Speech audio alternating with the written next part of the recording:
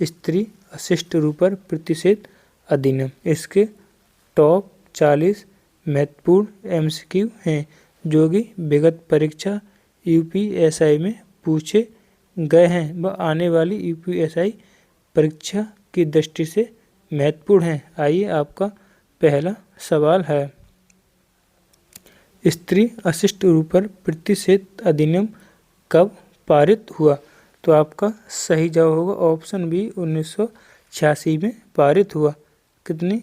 23 दिसंबर 1986 को पारित हुआ, लेकिन 2 अक्टूबर 1987 को लागू हुआ। इसमें कुल 10 धारा व भाग 1 भी नहीं है। अगला प्रश्न नंबर 2, इस अधिनियम का मुख्य उद्देश्य क्या है?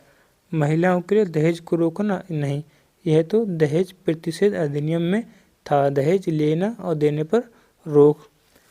ऑप्शन बी, महिलाओं के अश्लील अशिष्ट चित्रण को प्रतिबंधित करना, यानी हमारा ऑप्शन बी सही है। अगला प्रश्न नंबर 3, धारा 2 के ख में क्या परिभाषित किया है?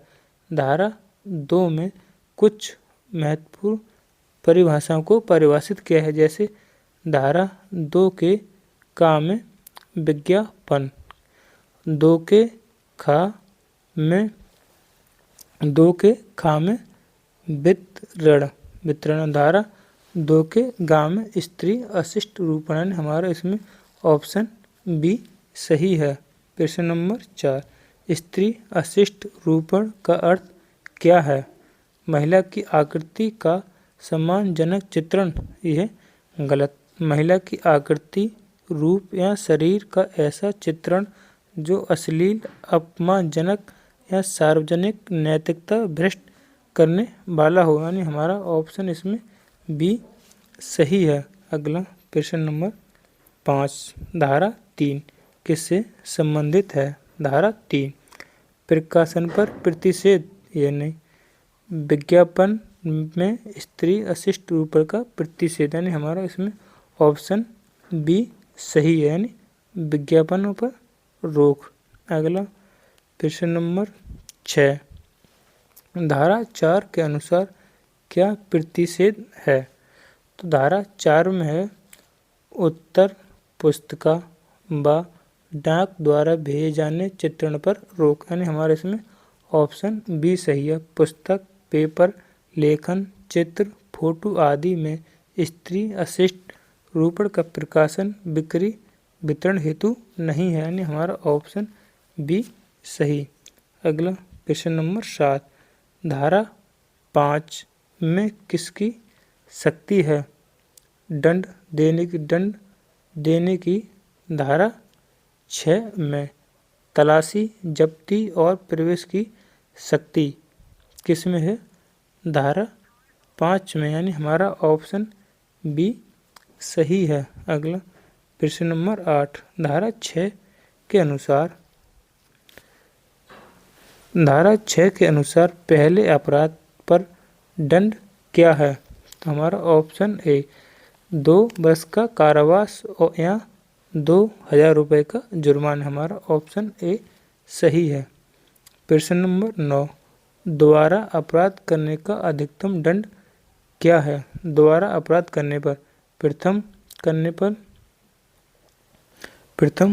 पर अभी मैंने बताया कितना था, इसमें 2 वर्ष तक का कारावास 2000 रुपये। अब वो जो है दूसरी बार करने पर, तो इसमें 5 वर्ष तक का कारावास और 10,000 रुपये का जुर्माना, हमारा ऑप्शन बी सही है। यानी पहली बार करने पर 2 वर्ष का कारावास और 2000 रुपये जुर्माना, अगर दोबारा अपराध करता है तो 5 वर्ष तक का कारावास और 10,000 रुपये का जुर्माना। अगला प्रश्न नंबर 10, अपराध संज्ञेय है या असंज्ञेय? तो यह हमारा अपराध संज्ञेय अपराध है, यानी हमारा ऑप्शन बी सही है। संज्ञेय और जमानती। संज्ञेय अपराध वे अपराध होते हैं जिनमें पुलिस बिना वारंट के गिरफ्तार करती है। वे कौन से संज्ञेय अपराध होते हैं और जमानती अपराध होते हैं, उसमें जमानत मिल जाती है। अगला प्रश्न नंबर 11, धारा 7 में कंपनी के अपराध के लिए कौन जिम्मेदार होता है? केवल कंपनी नहीं, कंपनी के साथ जिम्मेदार व्यक्ति जैसे निदेशक, प्रबंधक यानी जिम्मेदार होंगे। हमारा ऑप्शन बी सही। अगला प्रश्न नंबर 12, अधिनियम पूरे भारत में लागू? केवल कुछ राज्यों में, ये भी नहीं, कुछ शहरों में नहीं, कुछ प्रिंट मीडिया में नहीं। हमारा ऑप्शन बी सही है, पूरे भारत में जम्मू कश्मीर सहित मूल रूप से, यानी हमारा ऑप्शन बी सही है। यह धारा 1 में विस्तार, संक्षिप्त और लागू बूझता है। तो विस्तार संपूर्ण भारत पर, लागू 2 दिसंबर 1987 को विस्तार होगा और संक्षिप्त नाम स्त्री अशिष्ट रूपण 1986। अगला प्रश्न नंबर 13, अधिनियम कब लागू हुआ? 2 अक्टूबर 1987 से प्रभावी या लागू हुआ। 23 दिसंबर 1986 को पारित हुआ, यानी इसमें हमारा ऑप्शन ए सही। अगला प्रश्न नंबर 14, विज्ञापन की परिभाषा में शामिल है? केवल अखबार या नहीं, नोटिस, सर्कुलर, लेबल, प्रकाश, ध्वनि, धुआं या गैस द्वारा दर्शाए प्रतिनिधित्व, यानी हमारा ऑप्शन बी सही है। विज्ञापन की परिभाषा में हमारा ऑप्शन बी। अगला प्रश्न नंबर 15, धारा 5 के तहत जब्त सामग्री के बारे में क्या करना होता है? नष्ट कर देना? नहीं, निकटतम मजिस्ट्रेट को सूचित करना और आदेश लेना। हमारा ऑप्शन बी सही है। अगला प्रश्न 16, अधिनियम में अपवाद क्या है? अधिनियम में अपवाद क्या है? तो हमारा ऑप्शन ए विज्ञान, साहित्य, कला या धार्मिक उद्देश्य के लिए सामग्री, यानी हमारा ऑप्शन ए सही है। यानी यह कौन सी धारा से संबंधित है? धारा 4 से। धारा 4 में है कोई भी विज्ञापन यानी उत्तर पुस्तिका व डाक द्वारा भेजे जाने पर रोक। तो उसमें एक अपवाद है, आप विज्ञान या साहित्य, कला, धार्मिक उद्देश्य कर रहे हैं तो वह आप दिखा सकते हैं, जैसे आपने स्कूलों या डिग्री कॉलेजों में देखा होगा। तो इसमें ये अपवाद है, यानी हमारे प्रश्न नंबर 16 का ए सही। अगला प्रश्न नंबर 17, धारा 4 में प्रतिषेध किस पर लागू नहीं होता? तो हमने ऑप्शन बी धारा 3 के अपवाद वाली सामग्री पर लागू नहीं होता, यानी ऑप्शन हमारा बी सही है। अगला प्रश्न नंबर 18, अधिनियम में वितरण में शामिल क्या है? वितरण मैंने बताया धारा 2 के ख में परिभाषित है। नमूने के रूप में मुफ्त या भुगतान पर वितरण, हमारा ऑप्शन बी सही है। अगला प्रश्न नंबर 19, धारा 9 में केंद्र सरकार क्या कर सकती है?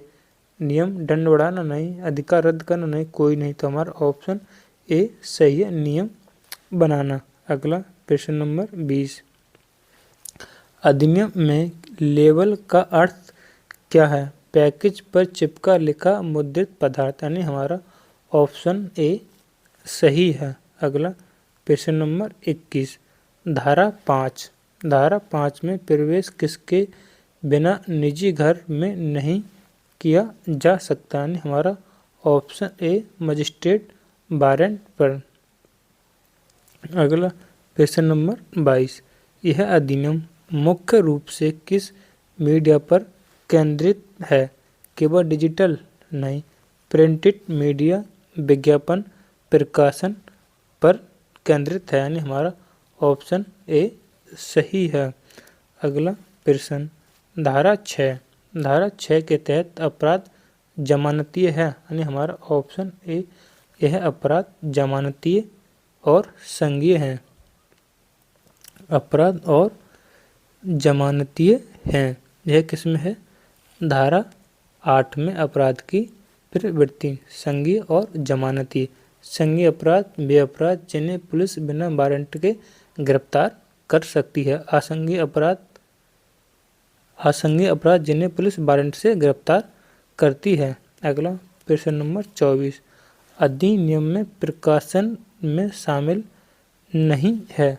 पुस्तकें शामिल है, चित्र भी शामिल है, फिल्म स्लाइड भी शामिल है, केवल मौखिक शामिल नहीं है। तो हमारा ऑप्शन बी सही। अगला 25।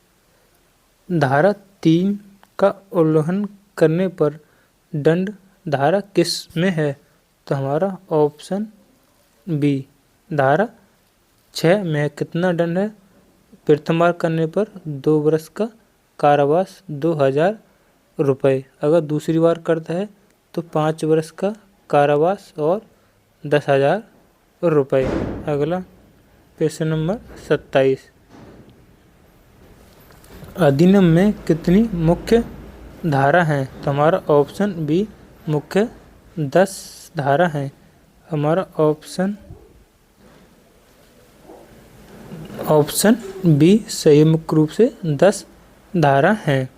अगला प्रश्न नंबर 28। यह अधिनियम किससे संबंधित है? महिलाओं की गरिमा की रक्षा केवल बच्चों की, पुरुषों की, यानी हमारा ऑप्शन ए सही है। महिलाओं की गरिमा की रक्षा, ऑप्शन ए सही। अगला प्रश्न नंबर 29।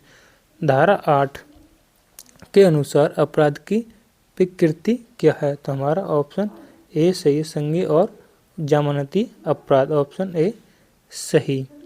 अगला प्रश्न नंबर 30। अधिनियम में संशोधन का प्रयास कब हुआ? तो हमारा ऑप्शन ए 2012 में बिल पेश पर, हमारा ऑप्शन ए सही है। अगला प्रश्न नंबर 31। धारा 4 का उल्लंघन किस धारा में दंडनीय है? तो हमारा ऑप्शन बी धारा 6 में दंडनीय है। प्रश्न नंबर 32। जब्ती की शक्ति किससे दी गई है? कोई भी व्यक्ति नहीं। अधिकृत व्यक्ति पुलिस अधिकारी को भी नहीं, यानी हमारा ऑप्शन बी सही है। अधिकृत व्यक्ति जिसे हम राजपत्रित अधिकारी कहते हैं, राजपत्रित अधिकारी, यानी हमारा ऑप्शन बी सही। अगला प्रश्न नंबर 32। अधिनियम IPC की किस धारा से संबंधित है? तो हमारा ऑप्शन ए धारा 292 की अश्लीलता से संबंधित है, हमारा ऑप्शन ए सही। अगला प्रश्न नंबर 34। यह अधिनियम किस संवैधानिक अधिकार से जुड़ा है? तो हमारा ऑप्शन ए अनुच्छेद 21 से जुड़ा हुआ है। अगला प्रश्न नंबर 35। धारा 10 में क्या प्रावधान है? नियम बनाने की शक्ति केंद्र सरकार को है, यानी हमारा ऑप्शन ए सही। अगला प्रश्न नंबर 36। अधिनियम में फिल्म शामिल है? अधिनियम में फिल्म शामिल है, हाँ या नहीं? नहीं, यानी ये वाला गलत। हाँ शामिल है, स्लाइड फिल्म आदि, यानी हमारा ऑप्शन बी सही है। अगला प्रश्न। द्वारा अपराध न्यूनतम दंड क्या है? द्वारा अपराध करने पर कोई न्यूनतम दंड नहीं है। अधिकतम दंड 5 बरस का है। कितने? 5 बरस का और 10,000 रुपये का जुर्माना। अगला अधिनियम का विस्तार मूल रूप से कहाँ तक है?